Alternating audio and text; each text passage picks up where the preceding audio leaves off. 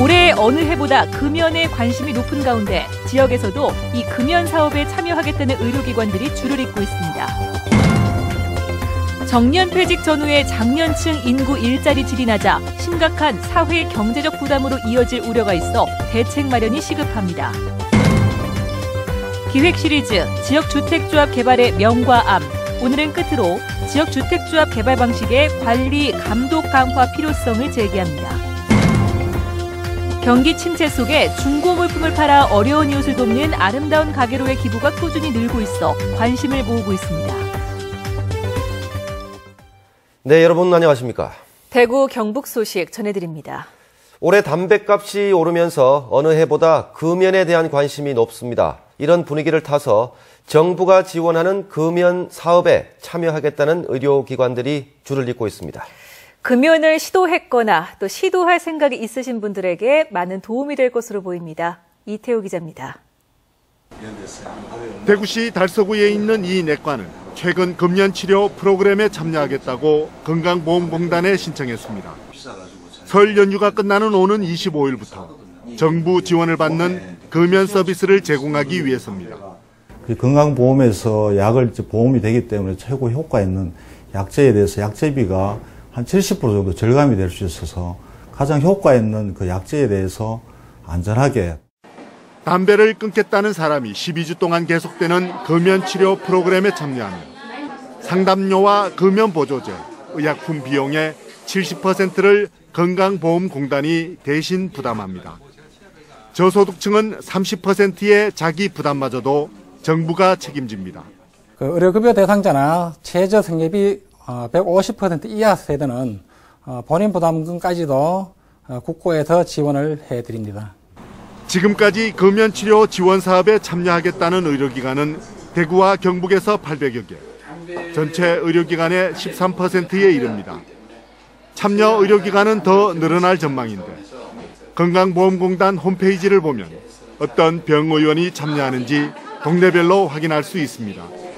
혼자 하는 금연은 성공률이 5%를 넘지 않는다고 의학계는 보고 있습니다. 상담과 약물 치료를 병행하면 성공률이 30%를 넘기 때문에 이번 기회에 전문가를 찾는 것이 금연 성공의 지름길이 될 수 있습니다. MBC 뉴스 이태호입니다. 기대 수명이 길어지면서 100세 시대가 멀지 않았습니다. 하지만 50대 중반이면 퇴직해야 하는 상황에서 장년층의 일자리가 사회 문제로 떠오르고 있습니다. 대책 마련이 시급하다는 소식, 박재영 기자가 취재했습니다. 올해 58살의 최무령 씨는 커피 전문점에서 바리스타로 일하는 요즘을 제2의 인생이라 부릅니다. 하고 싶었던 일을 하며 즐겁게 살고 있기 때문입니다. 하지만 퇴직 직후의 생활은 20년간 대기업에 근무한 화려한 경력의 최 씨에게도 막막함 그 자체였습니다. 진짜 사회물 좀 몰랐기 때문에 사회에 어떤 것이 있는지도 몰랐어요. 그래서 우선은 공백 기간 동안에 좀 쉬면서. 현재 우리나라 직장의 퇴직 연령은 평균 53세, 50세에서 64세 사이의 장년 인구가 빠르게 증가하고 있는 가운데 이들의 퇴직은 중요한 사회적 이슈로 부각되고 있지만 대구 경북의 장년 일자리는 안정성이 미약하기만 합니다. 대구는 제조업 등 임시 일용직, 경북은 농림업에 집중돼 있고 직업별로는 단순 노무자의 비중이 높습니다. 대구 경북 장년 임금 근로자의 평균 임금 수준은 전국 평균에 미치지 못하고 특히 100만 원 이하의 저임금 고용 비중도 전국 평균보다 낮은 것으로 나타났습니다. 사정이 이런 만큼 지자체의 장년 일자리 전담 부서를 마련해 취업, 창업 기관과의 협력 체계를 구축하는 것과 중장년 일자리 희망센터 확충을 통해 주력 산업과의 연계 시스템을 만드는 것이 시급해 보입니다. 지역의 주력 산업과 연계해서 지역 맞춤형으로 장년 일자리가 지원이 될 수 있도록 하는 방안이 마련되어야 한다고 생각합니다. 고령화 시대의 장년 인구의 일자리가 속빈 강정에 그치고 있다는 이번 연구 결과를 정부와 지자체가 반드시 고용 정책에 반영시켜야 할 것으로 보입니다. MBC 뉴스 박재영입니다. 포항시와 그 주변에 있는 동해안 지자체 4곳이 경계를 허물고 하나의 생활권을 만들기로 했습니다. 정부가 추진 중인 중추도시 생활권 사업에 선정되면 국비 지원도 받을 수 있습니다. 박상환 기자가 보도합니다. 경북 동해안의 지역 행복 생활권 활성화를 위한 포항 중추도시 생활권 발전 계획의 밑그림이 그려졌습니다. 중추도시 생활권이란 주민 생활과 지역 경제의 중심인 포항시를 포함해 지리적으로 연속된 경주와 영덕, 울진, 울릉 지역들이 전체 지역의 발전을 위해 자율적으로 구성하는 지역발전 협력 공간입니다. 경북 동해안의 지질 자원을 활용한 지오투어리즘 동해안권 통합 관광 사업은 경북도를 중심으로 올해 추진됩니다. 동해안 어장 공동관리 사업은 경주시 주관으로, 포항 생활문화센터 조성회 14개 단독 사업은 시군별로 추진합니다. 동해안 5개 시군 중추도시 생활권 사업을 실무적으로 협의하고 토론해서 앞으로 추진해 나갈 사항들을 협의하는 그런 자리가 되겠습니다. 대구경북연구원은 시군별로 거점 등대를 지정해 지역과 연계한 관광 프로그램을 상품화하고 찾아가는 행복병원 사업 등을 통한 연계 협력 사업을 강조했습니다. 5년 단위의 중기 계획으로서 주민의 삶의 질을 향상시키는 데 그 목적이 있습니다. 그래서 저희들이 핵심적으로 제시한 사업은 동해안 블루라이트 벨트 구축 사업, 형산강 프로젝트, 동해안 5선 프로젝트를 제시하였습니다. 이번 용역 보고서를 바탕으로 최종 선정된 지역 행복 생활권 사업은 소관부처별 예산에 반영돼 본격적으로 추진됩니다. MBC 뉴스 박상환입니다. 대구지방국세청은 경기 침체로 어려움을 겪고 있는 업종의 세무조사를 유예하겠다고 밝혔습니다. 대구국세청은 연매출 1,000억 원 미만인 섬유와 문화 콘텐츠, 뿌리 산업에 해당하는 업체들과 일자리 창출에 기여한 업체들의 세무조사를 올 한 해 동안 하지 않기로 했습니다. 또 지역은행과 협약을 맺어 성실하게 세금을 낸 소상공인들에게 무담보 소액 대출을 해주기로 했습니다.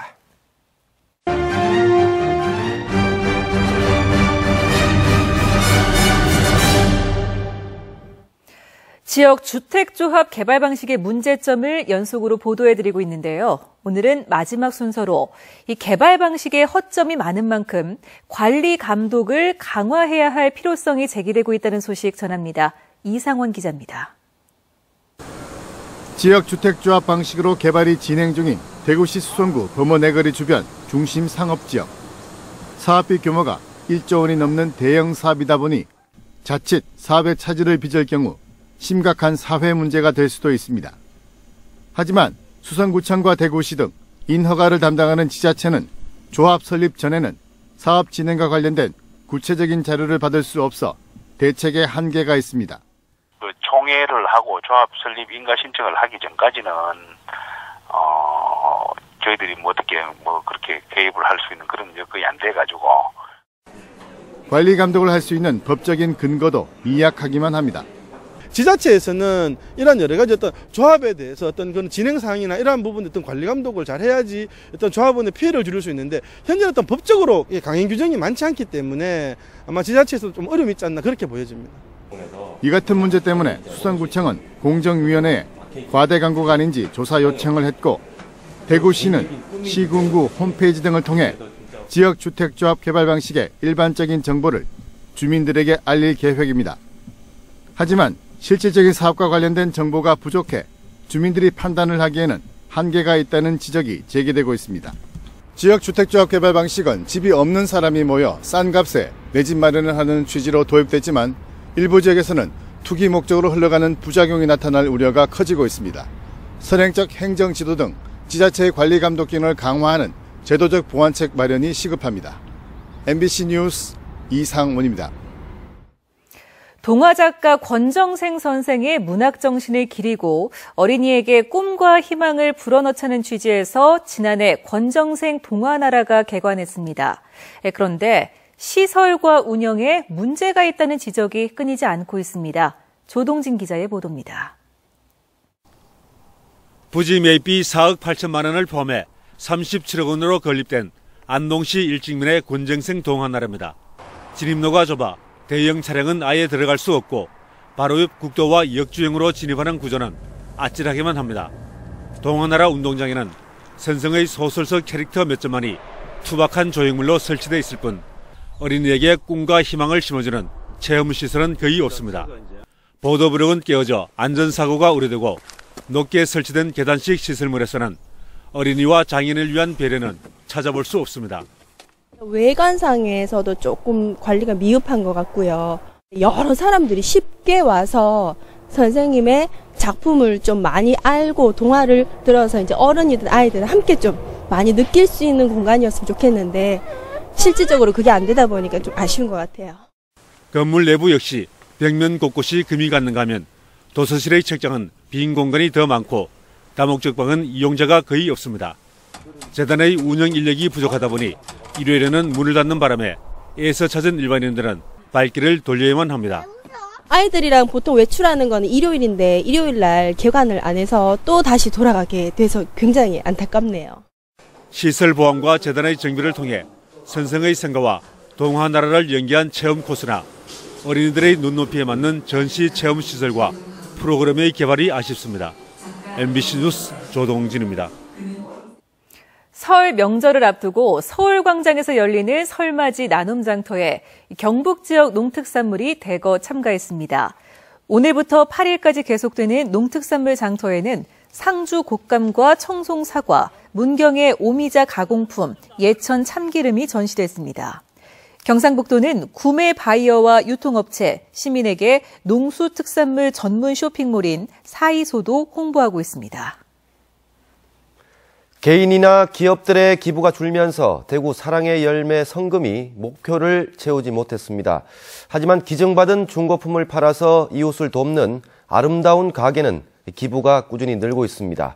경기 침체로 기부 형태도 바뀌고 있는 건데 권윤수 기자가 취재했습니다. 대구 수성구에 사는 서동숙 씨는 훌쩍 커버린 아이가 지금은 잘 쓰지 않는 장난감과 책, 옷을 다른 사람이 쓸 수 있도록 기부하기로 했습니다. 서 씨는 10년째 중고 물품을 아름다운 가게에 기증하고 있는데 아름다운 가게는 판매 수익금을 어려운 이웃들의 긴급 생계비와 병원비 등으로 사용합니다. 자원도 재활용도 되고, 그러니까 뭐 주변 분하고 나눌 수도 있고, 그냥 뭐 제가 뭐 이렇게 돈을 기부하고 그럴 수 있는 건 뭐 아니어도 이런 걸로 통해서 또 뭐 도움이 되면 저도 기쁜 일이니까요. 아름다운 가게 대구 경북본부로 서 씨와 같은 발걸음이 해마다 늘고 있습니다. 지난해 기부된 중고 물품은 전년도보다 25%나 늘었습니다. 나는 필요 없는 물건이 다른 사람에게 도움이 될 수 있는 이 물건들을 정리해서 저희들의 기증하시는 것만으로도 이웃 나눔이 된다는 이런 좋은 정보들을 많이 아시고. 주로 이사철 가정주부들이 기부에 적극 동참하고 있습니다. 특히 요즘에는 저 같은 직장인들의 기부가 늘고 있다고 합니다. 이렇게 기부를 하면 기부 영수증을 처리해주기 때문에 연말정산 때 혜택을 볼 수 있기 때문입니다. 중고 물품 기부, 자원 재활용의 이웃 나눔, 연말정산 혜택까지 일석삼조의 이웃사랑 실천법입니다. MBC 뉴스 권윤수입니다. 대구지방법원은 지난 2013년 7월 홍보성 편지를 주민 900여 명에게 보내고 12월에는 자신의 출판기념회 강의 동영상이 링크된 문자 900여 통을 공무원 등에게 보낸 혐의로 불구속 기소된 이진훈 대구 수성구청장에게 현직이 유지되는 벌금 70만 원을 선고했습니다. 법원은 강의 동영상 링크 문자를 보낸 것은 선거운동으로 이어지지 않았다며 무죄를 선고했고 공개 편지 부분에만 벌금 70만 원을 선고했습니다. 한편 지난해 육사지방선거를 앞두고 허위 사실을 공표한 혐의로 불구속 기소된 김영렬 전 수성구청장에게는 벌금 250만 원이 선고됐습니다. 김천시에 따르면 배수펌프장 공사업체 관계자로부터 편의를 봐달라는 부탁과 함께 돈을 받은 혐의로 시장 비서실에 근무하는 48살 김모 씨가 최근 검찰에 체포됐습니다. 지난달에는 배수펌프 납품업자로부터 거액을 받은 혐의로 49살 이모 계장이 구속됐는가 하면 하수도 관로 공사 과정에서 허위 보수 공사를 했다는 의혹이 제기돼 검찰이 압수수색을 벌이고 공무원들을 소환 조사했는데 이렇게 이딴 비리와 의혹 제기로 김천시 상하수도 관련 업무도 상당한 차질을 빚고 있습니다. 다음은 희망 2015 나눔 캠페인에 성금을 보내주신 분들입니다. 대구대학교 홍덕률 총장과 교직원 일동이 400만 원, 사곡지구 도시개발사업조합 김덕구 씨 50만 원, 매트라이프 생명 서대구 MGA FSR에서 140만 원, 경산시 암양 동지회 회원 일동이 50만 원, 경산시 서부 일동 성암산 해물탕 대표 공경숙 씨가 70만 원을 보내주셨습니다. 모두 고맙습니다. 내일 오전 9시 50분에 방송되는 시사톡톡은 최근 화두가 되고 있는 증세 문제와 복지 재원을 주제로 토론을 벌입니다. 전문가들은 조세 정의와 형평성 차원에서 과세를 하고 재원을 만들어 복지 분야에 투자하는 것은 경제 성장에 도움이 될 수 있다고 주장합니다. 많은 시청 바랍니다. 계명문화대학교가 전문 보건인력 양성을 위한 보건관과 동산호를 오늘 준공하고 새학기부터 본격 운영하기로 했습니다. 지하 1층, 지상 6층 규모의 보건관은 전문 보건인 양성을 위한 교육시설로 보건의료 실습실과 멀티미디어 등 첨단 보건의료 장비를 갖추고 있습니다. 동산홀은 498석 규모의 공연장으로 학교 안팎의 문화행사와 회의장 등으로 쓰입니다. 한국관광공사 대구경북협력지사가 지역 관광 발전을 위해 대학생과 외국인을 상대로 2015 관광점검단원을 모집합니다.